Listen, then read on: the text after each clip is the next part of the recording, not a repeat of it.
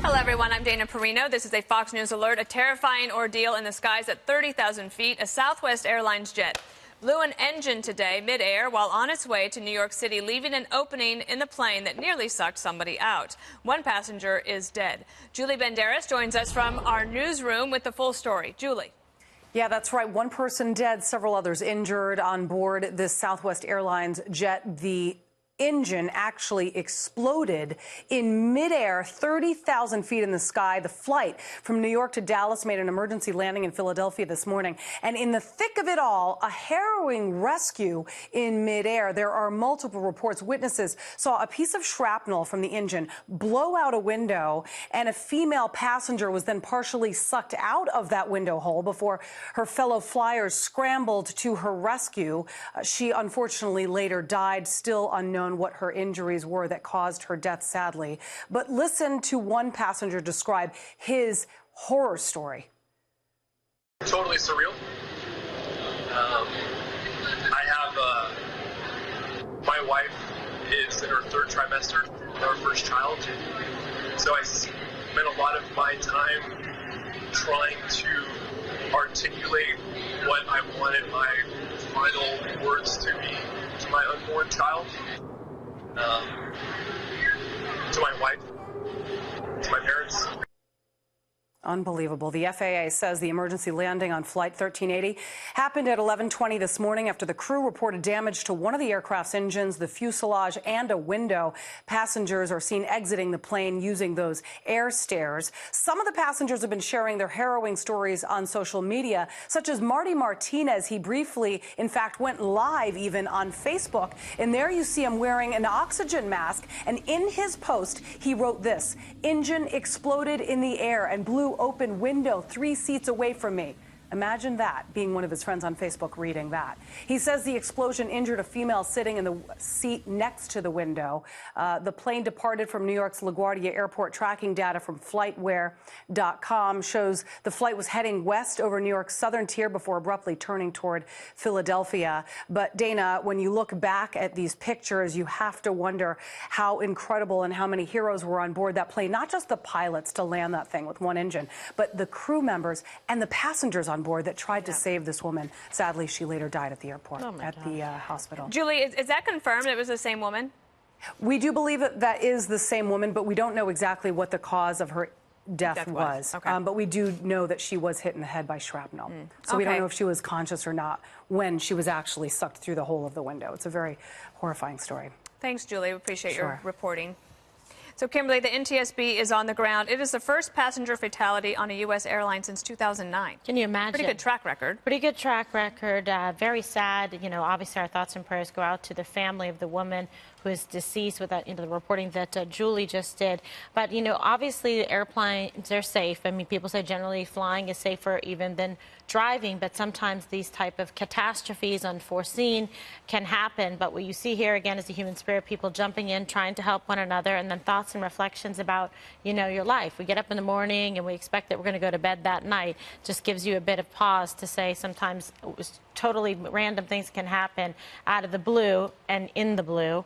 Like this particular situation. But they'll do a full and thorough investigation, get all the forensics, find out what happened, and then there'll be issues as to whether or not there's any culpability, liability on the part of Southwest. Was there any, in terms of the engine logs or the records, maintenance logs for the airplane, to determine if there was any kind of forewarning that something might have been wrong before this happened. So, you know, Dana, when you said nothing since 2009, you're exactly right.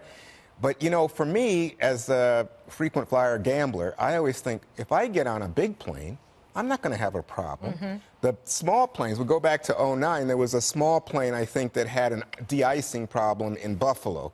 And before that, you go back to like 2006, and there was a small plane coming out of Kentucky, and it had a short runway, didn't quite get up, and then crashed. And then you lose, I think in both cases, you lost 45, 50 people.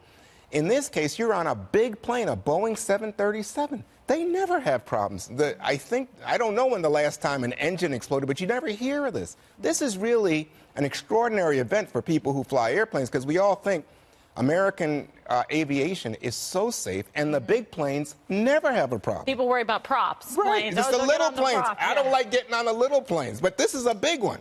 And That's why I only fly risk-wise. private. I mean, it's really the only way to go, Dana. Yeah, well, that's good to know, Jesse. We'll mark that down. Jesse, the everyman, right? He So is- relatable. He's a man of the people. But landing back in Yes. Philly, leaving New York on the way to Dallas, and then to Philly, that was probably a long 20 minutes. Yeah, I mean, I've had this happen to me once. It wasn't obviously this severe, but I remember texting my mother saying, "I love you," and thinking I was going to go down. I guess the lesson What did is, you text What was back? your mom text? She said, What was a mom text? be Who nice is to this? Comey.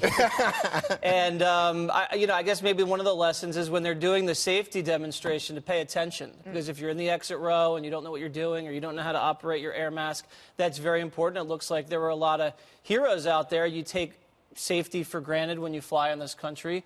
This never happens in America, and it shouldn't happen in America. We're too advanced and too well regulated. And obviously, this was a freak accident, and the investigation's going to show what happened. But you hear about this in other countries a lot, in Africa and Egypt and Malaysia or Ukraine. And it just speaks to how, kind of advanced and proficient the American airline industry is. I hope Southwest does right by these passengers. And gives them more than a free upgrade for the next flight. They have to take care of these people. This is one of the things that'll leave you, scarred forever.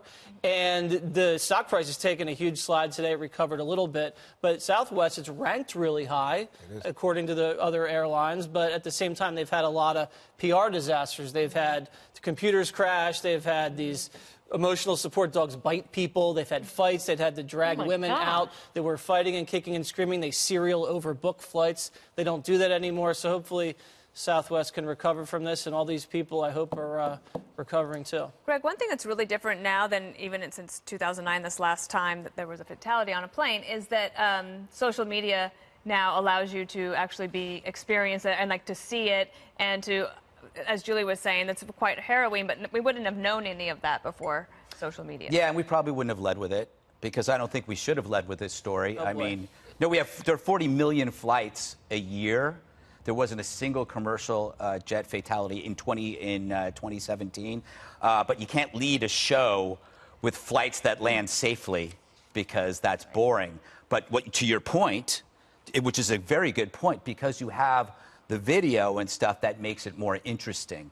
And sometimes that makes a story bigger than it should be in many different ways. It's amazing when you see the flight trackers. You ever see the video when they show all the flights going over every little inch of the country, how safe it actually is, because this never happens. Yeah, And I mean, thousands of flights, up in the air all at once. It's amazing how they're able to make sure everyone lands safely. System. Yeah, I mean, when you think about the fact that 600,000 people die every year from heart disease, and I guess, that's not as exciting a visual.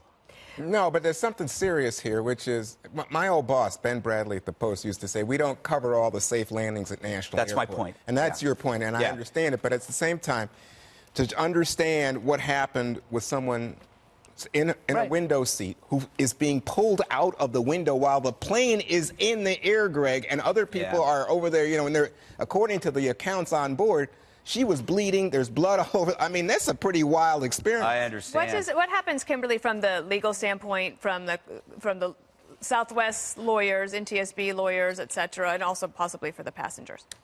Well, right. Obviously, there's probably going to be a tremendous amount of, civil lawsuits, but it's going to depend on the results of the investigation, what they determine happened, whether there was human error, whether there was any kind of conscious disregard for a known risk, acting in defiance of that, or just negligence, or saying, okay, you know what, we'll let this plane fly for however many more hours when perhaps they should have acted. We don't know this yet, but these are the types of things that they will be looking for in terms of the records. Now, we are pretty scrupulous in terms of how we keep our records and all of the flight tracking, maintenance. It's very important because one time is one time too many. If you let a plane go up in the air and you clear it to fly and something is, terribly terribly amiss. So things can happen in general. So if there's any idea of something that's malfunctioning or engine lights going on or something like that, very curious to see the flight history for the past, say 50 to 100 flights that this particular airplane went on. Generally speaking, it's, phenomenal aeronautics